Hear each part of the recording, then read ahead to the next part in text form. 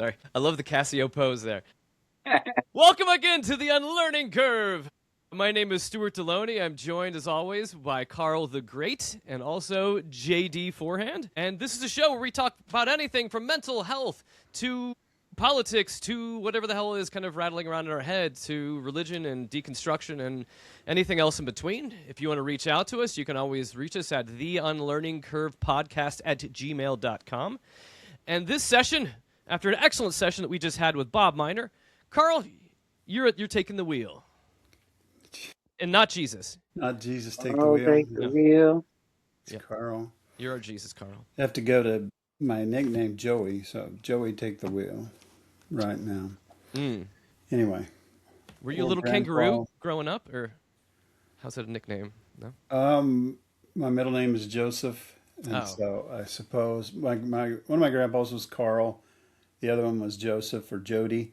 And so I couldn't be Jody or Joseph. I had to be Joe or Joey. And he was Grandpa Joe. So I guess I was Joey. That was all that was left. You could have been Jehoshaphat, which would have been pretty sick, but yeah, that would have been cool. Or missed even, opportunity. Or even Karl Joseph as one word, kind of like Mark Wayne. You just got to get Karl Joe. It had to be Karl Joe. My grandpa and my dad were named Karl, and I wasn't the third because I had a middle name. That'd be a good Southern one, like Karl Joe, get over here. Where are you, boy? Karl Joe. Say it fast. Anything that's two syllables make it one. Anything that's one syllable make it two. That's kind of the rule, right? You're from. Okay. Yeah, I wanted to talk a little bit about, and this may be a little disjointed, and it's things I'm thinking about, but during my stroke, so 4.5 years ago, I had a stroke, 2022, ischemic stroke in the right part of my brain. And so slowly over the course of a half day, my left leg, my left arm just stopped working. And that's why we were in the ER, and they said, I said, my foot's dragging, but I don't think it's too bad. And then it just slowly went to where it didn't work anymore. And stopped. So I guess because of a blood clot, lost connection with the right side of my brain controls the left side of my body. So it didn't affect my face, but my arm and my leg. And very quickly I noticed, because I just stayed at the hospital, very quickly I noticed that my right arm especially was just hanging. And they put things on your legs to keep them vibrating and moving and hot and so on. But the arm, really all I can do is immobilize it. And just in that short amount of time, maybe a few hours that my arm was just kind of hanging there, it did a lot of damage. First, it did physical damage because it pulled away. And for the next, I would say, couple of months, extreme pain. Anytime I would jerk or whatever, or drag that, it kind of drug across stuff and things like that. It would, extreme pain, but it also wasn't moving. And then in rehab, I was in rehab for 10 weeks to try to form new pathways in different parts of my brain to control the left side of my body. So all of that happens, but the principle is kind of atrophy. And there are different kinds of atrophy, and it has to do with protein and different things that we don't really need to get into. But the catchphrases are, if you don't use it, you'll lose it. Right?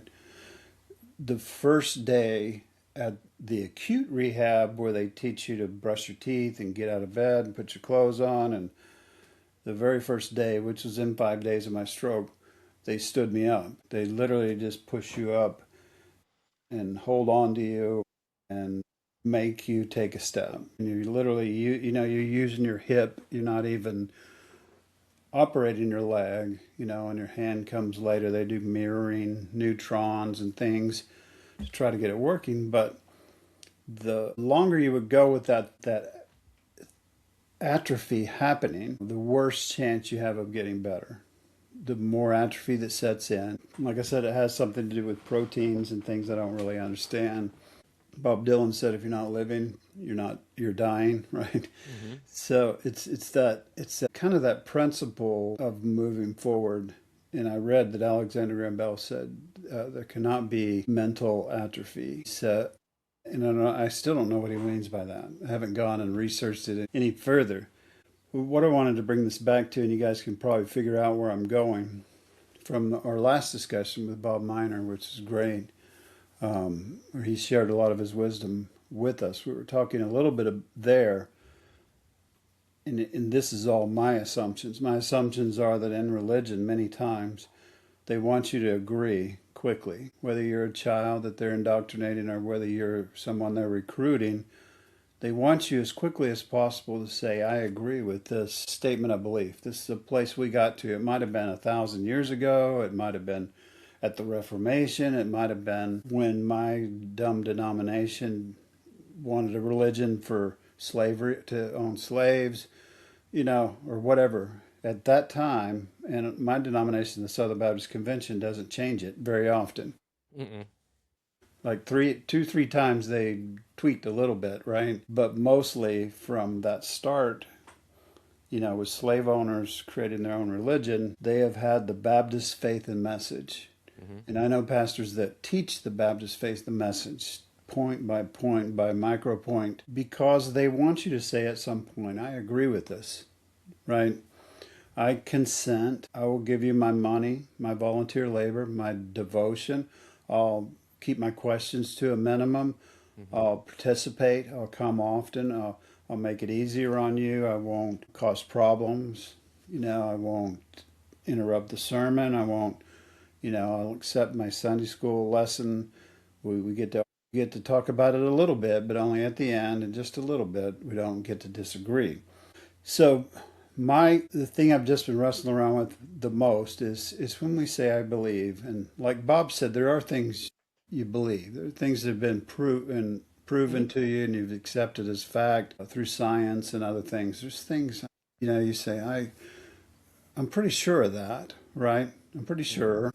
I know about photosynthesis and those kind of things, and they're pretty much laws, and until somebody could disprove them, that's what we got to go with. But in religion, it's more direct, and it says, well, I believe it. God said it, that settles it, even though the God said it part of it is an ancient book that's been changed over time and probably was never initially written by God. It was written by people. But when I say I believe, that stops a lot of things. It stops the discovery process. It stops my discerning, my critical thinking. It stops my sense of adventure, my discovery, my wrestling with ideas, what I think is helping. And I just want to throw this out there and say, we talk about spirituality like it's active, but isn't in religious context, mostly our spirituality is inactive. It's consenting, it's submitting, it's letting it happen, let the Spirit do it, agree, all those things. And I believe that produces in us a spiritual atrophy. Hopefully we can have Britt Hartley on here one day and let her talk about that word spirituality.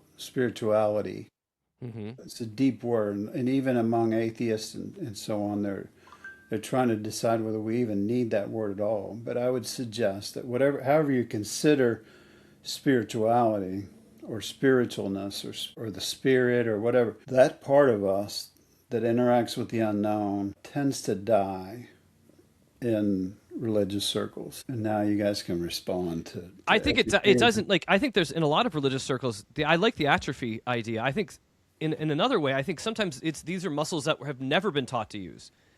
I think it's like if you're raised in it, I think you were never taught to use these muscles at all. Yeah. Because you're talking about this idea of passivity. It's almost a passivity to even knowing how to critically think or learn on your own. Instead, it's just information. You're just passing information. We're just I'm telling you this, you need to just log this, and it's just rote learning and memorization. But you're not ever doing the work to wrestle it out. So how do you have a spirituality if someone has just given you talking points or belief points or things like that? Then you don't know how to have any kind of spiritual walk at all. Right. You're just mimicking. You're just mimicking and you're memorizing, and it's yeah. So the muscles are weak to begin with, if they've developed at all. Yeah. So it doesn't take long for them to atrophy, for sure. Yeah, and so I find myself 10 years out, 10 years of exploring.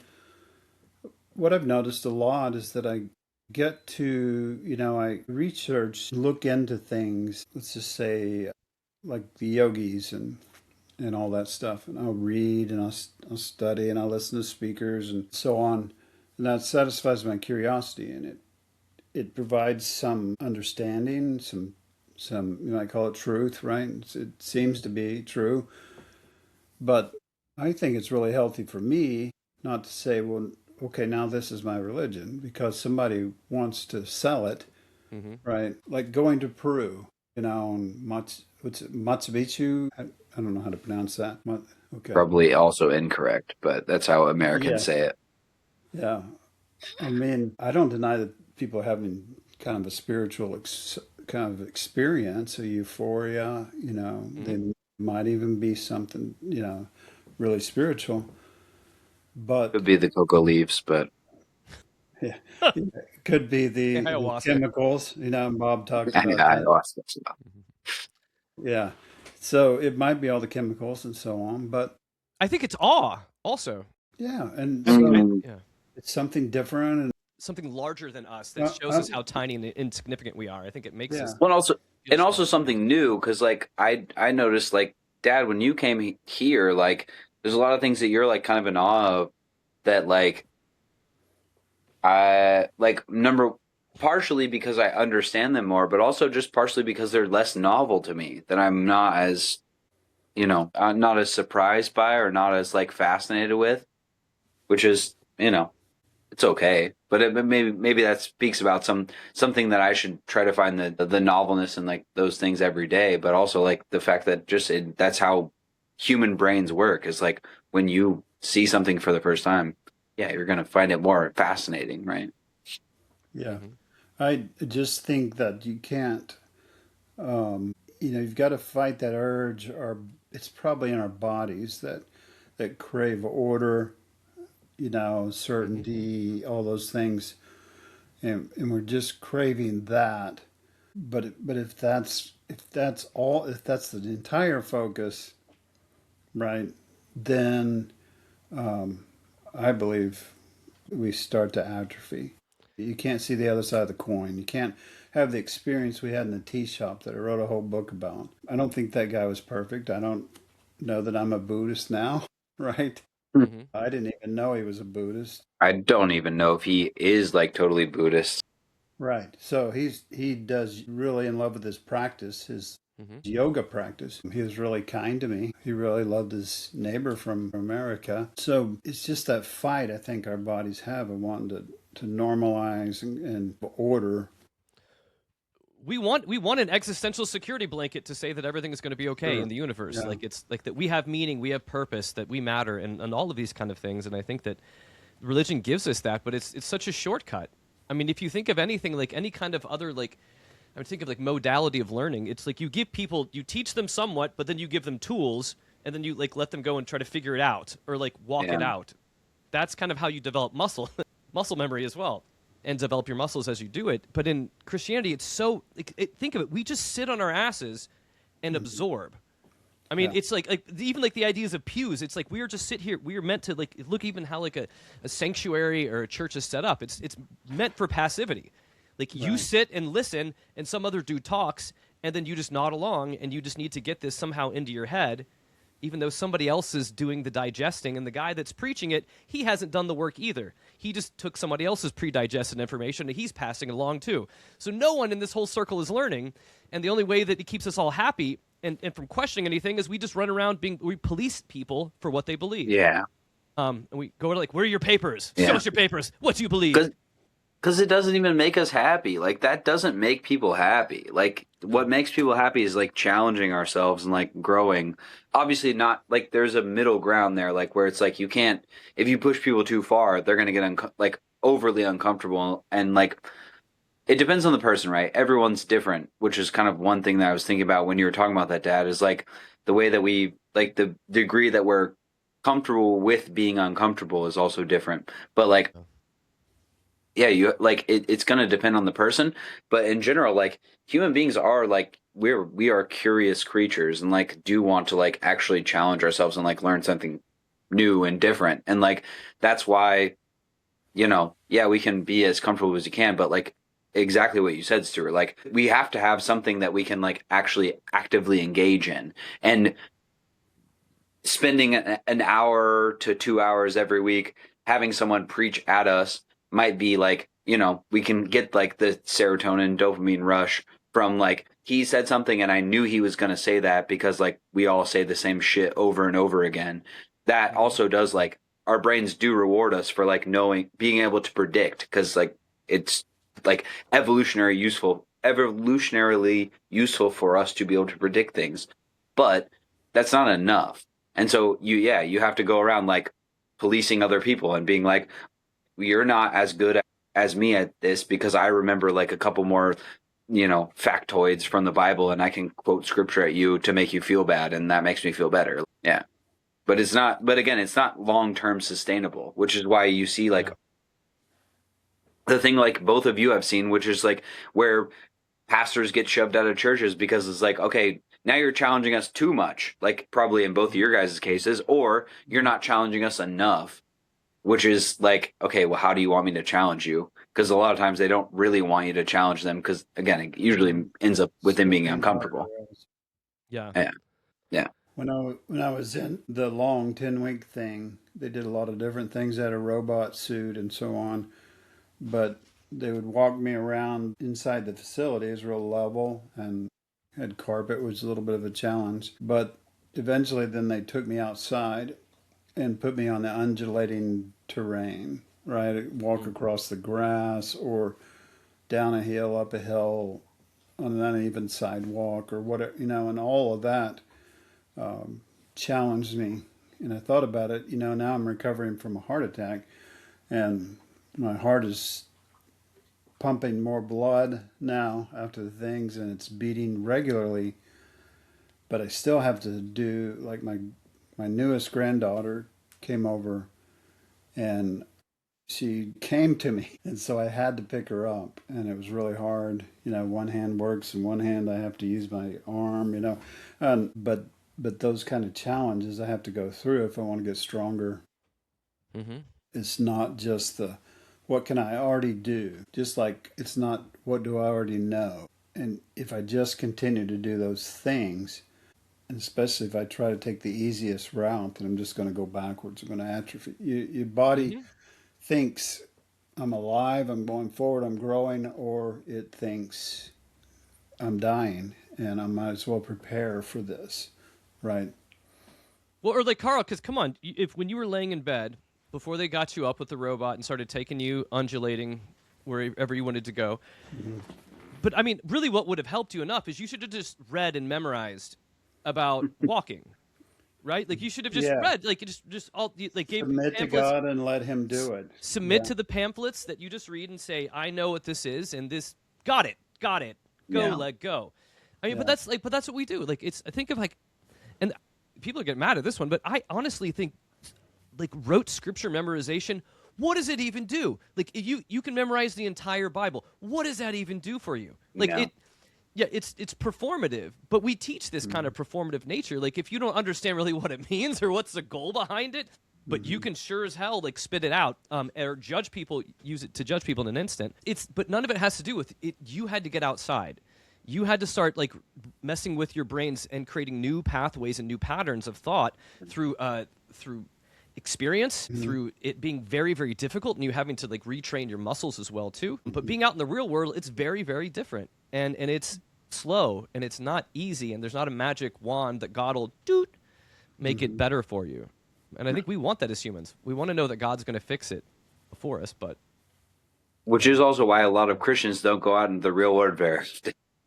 Yeah. They sit in the church because it makes them really uncomfortable when someone's like, no, like you quoted this scripture. I mean, that's number one, not what it means. Or number two, like, I don't give a fuck about that. Like, like you can, and they're like, oh shit. Yeah. I never thought about that because I've only just memorized this. And people go, good job. Like you remembered like this verse. Like it's such a masturbatory exercise.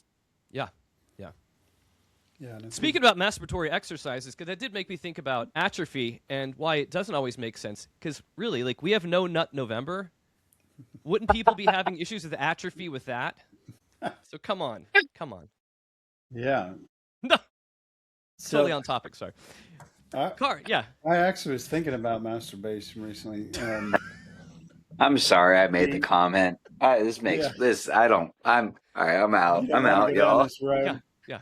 You don't want to go down this road. It's a bunch of guys talking about how we don't want things to atrophy, so you have to keep using those muscles. Thanks, Carl. I mean, depending on Long live the patriarchy. I was just thinking about how Catholics are really against masturbation. They don't want the priest to masturbate or the kids to masturbate, but they seem to not have a problem with the child masturbating the priest, right? Is that the loophole there? You found that?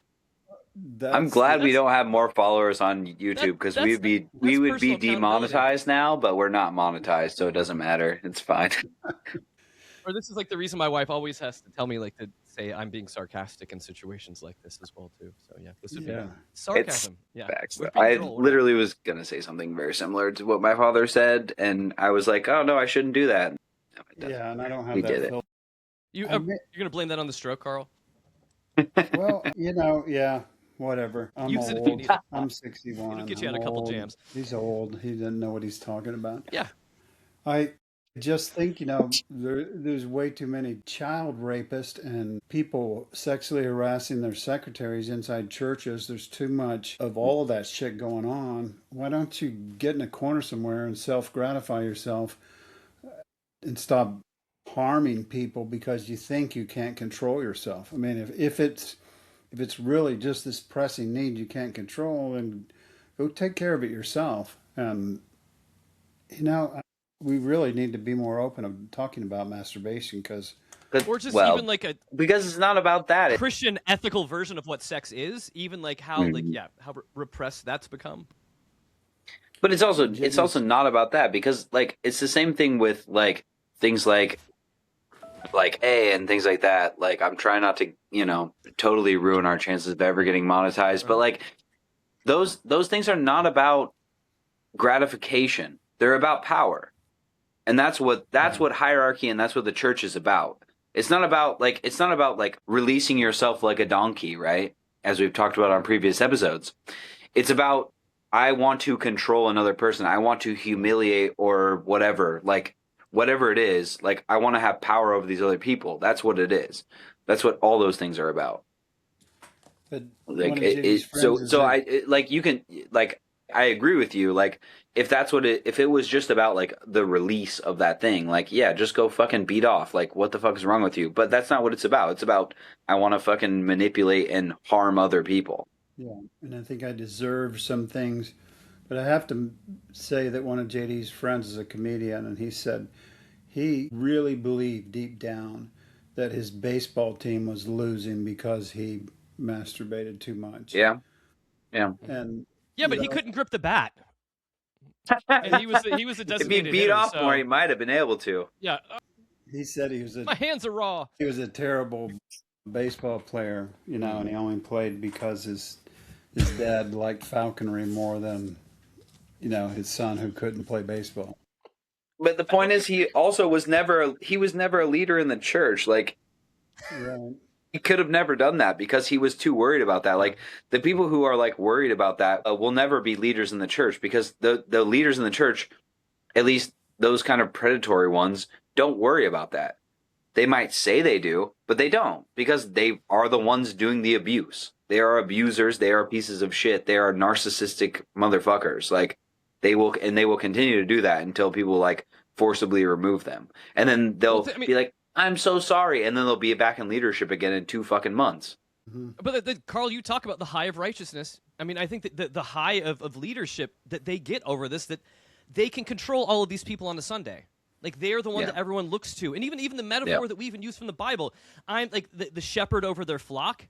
I mean, shepherds, like your flock, they're a bunch of idiot sheep that you just hit with your staff and move around to make sure they don't kill themselves if you're using this. So you're in charge, and I think a lot of folks will think, I'm in charge. I'm doing all of this. I can control all of this. This is my own little kingdom here. And We're and it goes to different. bad places. Yeah. And the current administration is like that, he said to people, we're different than those other people. We're on a different plane. We don't, and so on. But then speaking of atrophy, when Vance and Rubio sat on that couch to the right there in the Oval Office, you can just see the deadness in their eyes. Their whole thing has atrophied because they're not allowed to think. They can only come and say praise the mighty orange Jesus. And I don't think either of them can come, and I wish I would see the deadness in their whole bodies. But anyway, sorry, my bad. Yeah, but it's just in my mind. There's a lot of different kinds of atrophy, and atrophy comes sometimes from we want life to be too easy. We don't try new things. We don't learn new things. We don't go new places. All those kind of things that don't stretch us, and like we often kind of stress. It's hard, right? It's hard to do those things. It's going to make us uncomfortable. We're not going to be certain anymore. But I would say we don't have to fully find the new truth or find the one thing. We just need to keep open and to learning, to exploring, to discovering. And when we do that, then we develop muscles and we learn to think and all those things. And it's very real for me right now because this heart reset was more than it looks like. It's a lot of things are restarting. And it's not that I'm where I was at 50 and I'm going to discover things. I'm restarting some things, really. I've had a total reset of my actual heart, and parts of my brain stopped working, and I have to make those work in a different way. There's a lot of new there. And sometimes it's not something fantastic. It's just little things, right? Yeah. Like moving more, like learning how to walk with a foot that's not exactly like everybody else's. So, but religion to me makes us spiritually atrophied, and it doesn't promote growth. And I do agree there's like we talked about last time, there might be some benefits in it, but the systems that are created don't usually facilitate the good things, right? Well, and I think that most people that have gone through a process of deconstruction, I don't think, or would ever say that it is a fun process. It isn't something that we're like, ooh, yeah, it was so great, and I did all of this, and it was easy and wonderful. Yeah. Because why is it hard? Because you have to walk away from being spoon-fed information. You have to start trusting your gut. You have to start learning to be curious again and to learn on your own, to realize that you don't have to listen to these other people to be able to tell you who God is or what you need to do for your life. And it's scary, and you lose community and things like that too. But it's also, I think you begin to feel the fact that you have atrophied by being in the church. It's almost like you're saying, Karl, I feel like that oftentimes religion can create just us to have atrophy in our own humanity of just what it is to be a person, what it is to trust ourselves, to trust reality. It's given us easy answers, which humans don't need easy answers because the world's complicated and there's nuance and it's difficult, and all that other kind of stuff just makes us dumber and more angry and frustrated. Because I'm going to guess, Karl, have you been frustrated having to relearn things? It's frustrating as hell. Yeah, to say that's Yeah. It's absolutely. awful. Relearning things is awful, especially when you're old, and or having to learn to do things for the first time. It is frustrating, and it's difficult. But But in that frustration, not only have I rehabbed from the stroke and now rehabbing from the heart event, it's also forcing me to do things like communicate with my wife better, because that frustration is so real. It's like, wait a minute, we got to stop and deregulate and let's talk about this, Anyway, but yeah. JD, I'm sorry for talking about self-pleasure in front of you, but what do you have to say? I was just gonna say also, I think part of it is I talk with my students about this a lot. They'll talk about I hate this subject, I'm bad at whatever. And I go, you only hate it because it's new. But when you start to get good at it, and I've seen it's happened a million times when they're like, this is so frustrating, this is so hard. And I'm like, keep at it. And then once you get better at it, you're gonna love it.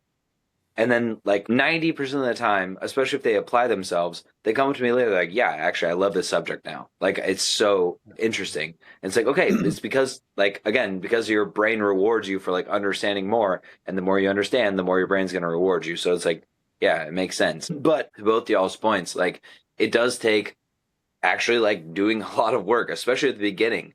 Whether that's the first time or whether you have to relearn these things, like it's very frustrating. But I guess to like speak to more of a kind of optimistic point is if you do atrophy, the point is that there's always hope, and relearning those things will also be satisfying. But what's not really satisfying is just atrophying, because that's not like you're just going to feel shitty. You can get the simple pleasures out of, mocking other people or whatever, or like trying to gatekeep all these other people.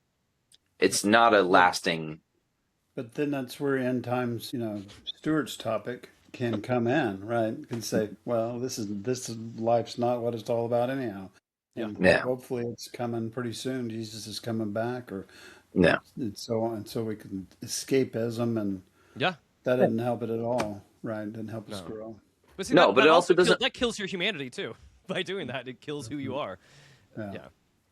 It doesn't make you feel better. It doesn't make you feel better at all. Like it can be like kind of the escape route to be like, oh, well, it doesn't matter. And so I don't have to worry about it. So it might relieve. It's kind of like an operant conditioning thing where like, but this is the same thing we talk about in psychology, where you can basically do operant conditioning to like, it's the same thing with like OCD, right? Like where you wash your hands 15 times a day for, 15 minutes at a time to make yourself like, feel better about the fact that like you feel like you have some contamination, but that doesn't actually make you feel better. It just relieves the anxiety that you have.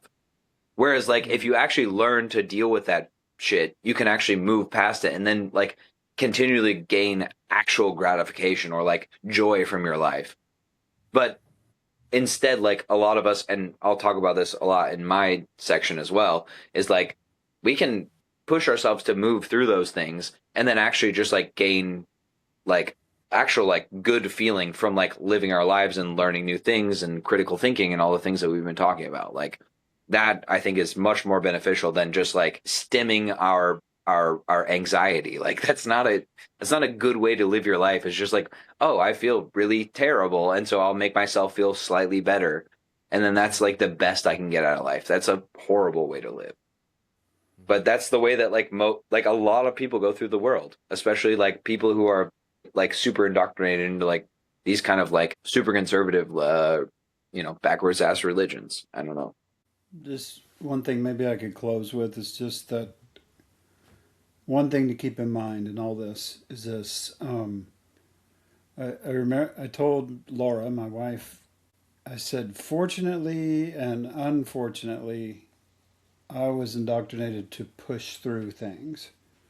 Mm-hmm. So, yeah.